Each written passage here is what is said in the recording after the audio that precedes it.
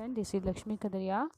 In previous video, we have discussed about the input device, processing device, and output device, right, of chapter first. And today we are going to discuss about the storage device. Right, students, storage device used to store the data. Storage device enable you to store data and information in them. The storage device of a computer system is known as a computer memory. जो storage device होती है computer system की, उसे हम क्या कहते हैं? Computer की मेमोरी भी कहते हैं। क्लियर? और ये जो स्टोरेज डिवाइस है क्यों यूज़ होती है? जो डेटा इन्फॉर्मेशन हम लिया यूज़ कर रहे हैं उसको स्टोर करने के लिए। अगर स्टोर नहीं करेंगे तो हम फ्यूचर में कब देख पाएंगे? उसको देख नहीं पाएंगे ना। क्लियर? नेक्स्ट है उसके बाद अब कंप्यूटर के जो मेमोरी को है टू टाइप से डिवाइड किया गया है। First is primary memory, second is secondary memory. In primary memory further is divided in two types. Primary memory को आगे फर्दर टू टाइप में डिवाइड किया गया, RAM and ROM. And secondary memory को hard disk, compact disk, pen drive, और इसके अलावा DVD होती है, ब्लू रे डिस्क होती है ना। ये सब क्या होती है? सेकेंडरी मेमोरी होती है। अब प्राइमरी मेमोरी में क्या है इसको हम डिस्कस करेंगे। They are two types of computer memory, primary memory और सेकेंडरी मेमोरी, ये मैंने बता ही दिया है। नेक्स्ट है उसके बाद primary memory. It's often called the working memory और the main memory of a computer system. जो प्राइमरी मेमोरी होती है कंप्यूटर की क्या होती है? मेन मेमोरी होती है। And RAM and ROM are the two major type of primary memory. I have already told you RAM and ROM are the major type of this type of memory, primary memory. Clear? Primary memory के type होते हैं कौन से? RAM and ROM. अब इनका हम one by one detail में करेंगे, डिस्कस करेंगे। RAM, the full form of RAM is random access memory. It is capable of sending and receiving data at a very high speed. It is temporary in nature. Data store is lost when the computer is switched off. So it's also called the volatile memory. RAM जो होती है ये क्या करती है?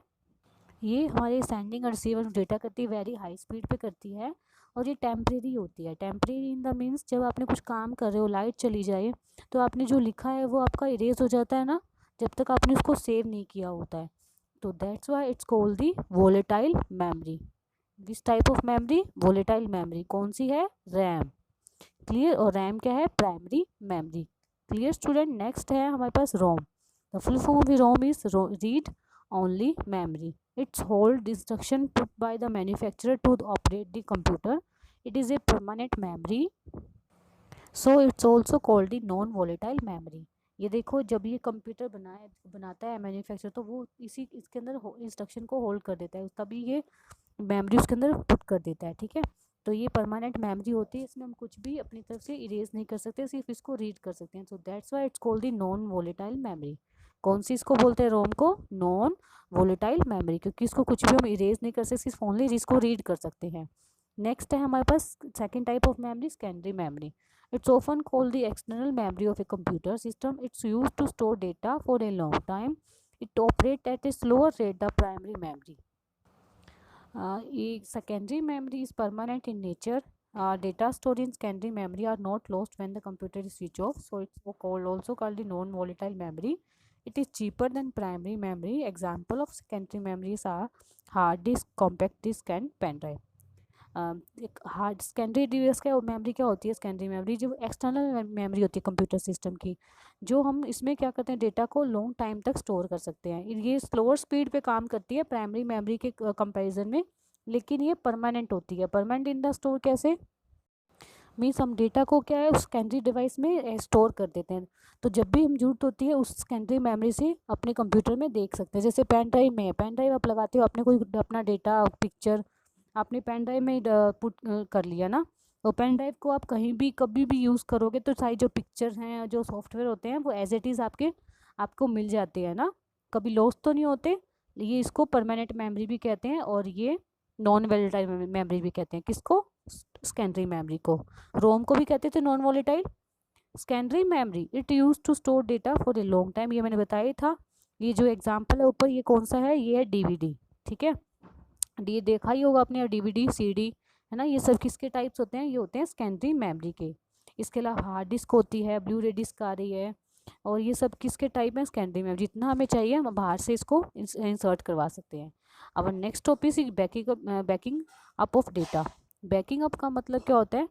refers to the copying of files and data to a different medium. CD pen drive. In case of a problem with the main secondary storage device, backing up files and data on a regular basis is seen as a good computing practice. Banking up का मतलब क्या होता है, जब हम backup लेते हैं अपने फ़ोन का, ताकि जो होता है अगर हमारा फ़ोन रीसेट हो जाए, कोई प्रॉब्लम हो जाए, तो हमारा जो डेटा है बैकअप लिया होगा तो फिर से हम उसको रिट्रीव कर सकते हैं, फिर से उसको गेट कर सकते हैं। और ये हम रेगुलर बेसिस पे हमें बैकअप करना चाहिए। Clear student? बैकअप का मैंने क्या बताया है, जब हमारा डेटा है, अगर हम इसको लॉस्ट होने से बचाना चाहते हैं तो हमने अपने फ़ोन का, कंप्यूटर का, सारा सिस्टम का बैकअप ले लो। तब इन फ्यूचर कभी भी हमारे पास सिस्टम में कोई ख़राबी होती है, क्रैश होता है, तो जो डेटा हमारे पास ऑलरेडी है, बैकअप लिया हुआ है, हम उसको फिर से अपने रिट्रीव कर सकते हैं अपने कंप्यूटर सिस्टम में या मोबाइल सिस्टम में। क्लियर? इसके पीछे रीज़न क्या है? To safeguard against loss of data due the failure of the original secondary storage device. कोई भी डिवाइस के फेलोर होने पे, सेकेंडरी स्टोरेज डिवाइस फेलोर होने पे भी हम इसके लिए बैकअप के थ्रू जो अपना डेटा लॉस है उसको फिर से गेट कर सकते हैं, डेटा लॉस नहीं होगा। सेकेंड है to safeguard against damage caused by the hackers who may only want to gain access to the information for other purpose. For example to find personal information such as bank account detail. अब मान लो आपका कोई phone hacker से बचाने के लिए भी damage हो जाए, उसे बचाने के लिए हम बैकअप ले सकते हैं, क्योंकि वो क्या होगा, हमारी पर्सनल इन्फॉर्मेशन जैसे बैंक अकाउंट डिटेल को हैक कर सकता है। इसके लिए अगर बैकअप लिया होगा तो हमारा डेटा एक्सेस या इन्फॉर्मेशन है कोई भी एक्सेस नहीं कर सकता। Backups are also made in case the files need to be used elsewhere. This protect the original against possible corruption of data.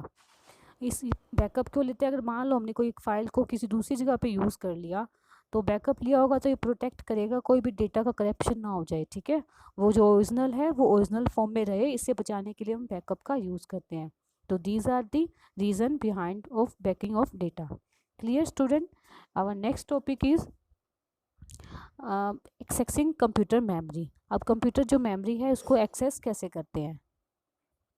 Primary memory can be directly access by the CPU but secondary memory can not be access directly. जो primary memory होती है वो हमारी directly access करती है, but secondary memory directly access नहीं करती CPU को।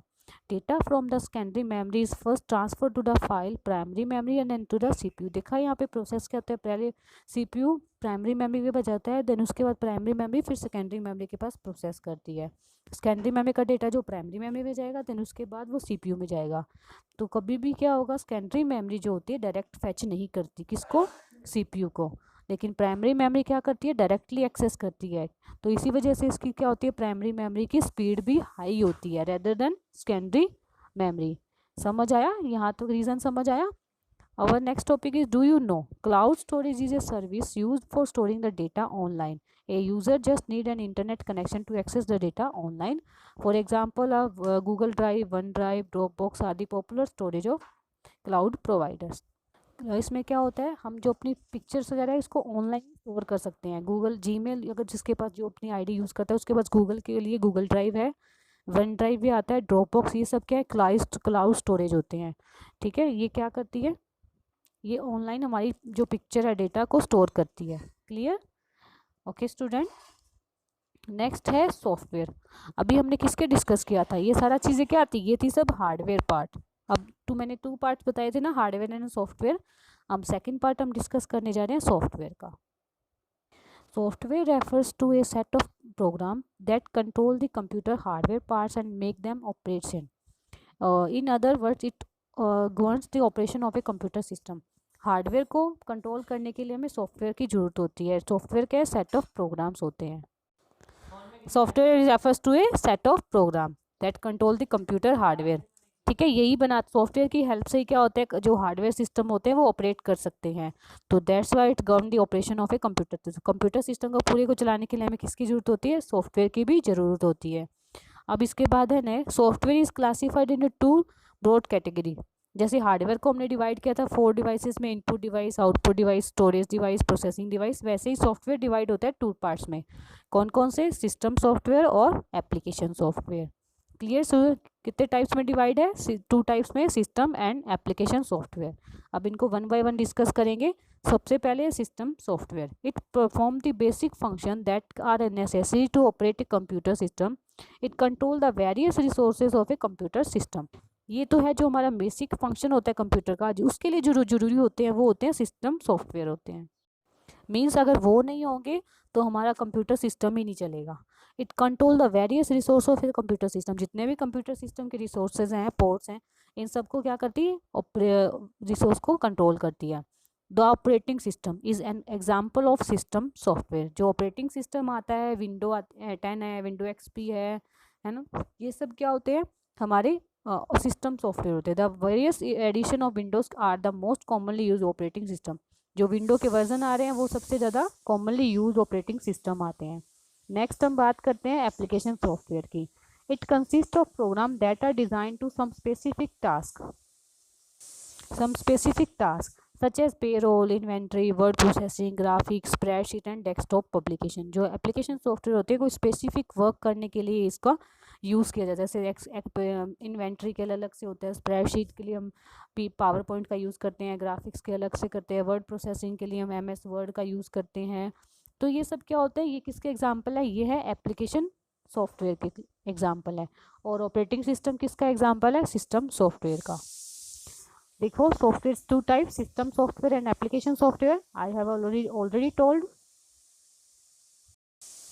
नेक्स्ट है सिस्टम सॉफ्टवेयर को हमने 3 टाइप्स में डिवाइड किया। ऑपरेटिंग सिस्टम आ गया जिसमें MS DOS विंडो। सेकंड है यूटिलिटी प्रोग्राम, जैसे हमको यूटिलिटी के लिए प्रोग्राम बना, जैसे वायरस के लिए बनाना, एंटीवायरस के लिए नॉर्टन, कैस्परस्काई हो गया। लैंग्वेज ट्रांसलेटर, जब हम कोई लैंग्वेज ट्रांसलेटर यूज़ करते हैं, हमारे मोबाइल फ़ोन में भी होता है ये, है ना। तो ये सब क्या है, सिस्टम सॉफ्टवेयर के एग्जाम्पल है। आगे है एप्लीकेशन सॉफ्टवेयर के एग्जाम्पल। तो यहाँ देखो वर्ड प्रोसेसिंग सॉफ्टवेयर आते हैं, प्रेजेंटेशन सॉफ्टवेयर है, स्प्रेडशीट सॉफ्टवेयर है, DBMS सॉफ्टवेयर है। वर्ड प्रोसेसिंग में हम कौन सा यूज़ करते हैं, MS वर्ड करते हैं, वर्ड पैड करते हैं, है ना। प्रेजेंटेशन के लिए हम कौन सा यूज़ करते हैं, MS पावर पॉइंट करते हैं, यूज़ किया है ना 6th क्लास में। और स्प्रेडशीट सॉफ्टवेयर के लिए हम किसका यूज़ करते हैं, MS एक्सेल का करते हैं। DBMS के लिए किसका करते हैं, ओरेकल का, SQL सर्वर का, MS एक्सेल का। ये सब क्या है, एप्लीकेशन सॉफ्टवेयर। अब relationship between hardware and software, अब इनके बीच में रिलेशनशिप क्या है ना। रिलेशनशिप मतलब हार्डवेयर और सॉफ्टवेयर के बीच में क्या रिलेशन है, ये देखो सॉफ्टवेयर का। For example you make a picture on paint and give the paint command to set a to get a print. ठीक है, जैसे आपने पेंट पे कोई ड्राइंग बनाई है, अब इसको आपको प्रिंट आउट लेना है, तो आप उसको कमांड दे प्रिंट आउट की। Here paint is the application program, यहाँ पर पेंट क्या है, हमारा एप्लीकेशन प्रोग्राम हो गया। And which helps to create the picture, जो पिक्चर क्रिएट करने के लिए यूज़ आएगा। गिव द प्रिंट कमांड, और प्रिंट कमांड भी देगा। The operating system is the system software which instruct the hardware. अब इसने कमांड दे दी, तो इस कमांड को हार्डवेयर तक कौन पहुंचाएगा, ये पहुंचाएगा operating system. And operating system is the system software. Hardware की क्या जरूरत होगी, हमें प्रिंटर की जरूरत होगी, printer to print the picture. अब प्रिंटर क्या हो गया, हमारी हार्डवेयर डिवाइस हो गई, है ना। तो ये देखो इसने एग्जांपल दिया यहाँ पे इसने प्रिंट आउट की कमांड दी। जैसे ही प्रिंट आउट की कमांड दी, पहले पिक्चर बनाई एप्लीकेशन सॉफ्टवेयर की हेल्प से, प्रिंट की कमांड दी, और ये हार्डवेयर को जाके बताएगा, मतलब प्रिंटर को जाके बताएगा प्रिंट निकालना है इसका, तो वो हार्डवेयर डिवाइस। इस तरह से क्या होता है, इनका आपस में रिलेशनशिप होता है। तो ये सभी मिलकर इस तरह से पूरा प्रॉपर कंप्यूटर सिस्टम वर्क करता है। अगर इनमें से कोई भी एक मिसिंग होगा, तो जो कंप्यूटर सिस्टम है वो नहीं चल पाएगा। Clear student. तो आज की क्लास में मैंने स्टोरेज डिवाइस और कैसे इनके बीच में हार्डवेयर और सॉफ्टवेयर के में रिलेशनशिप होता है वो डिस्कस करवाया। So watch this video and go through this topic. Thank you class, have a nice day, you stay home, stay healthy, use mask also. Thank you class.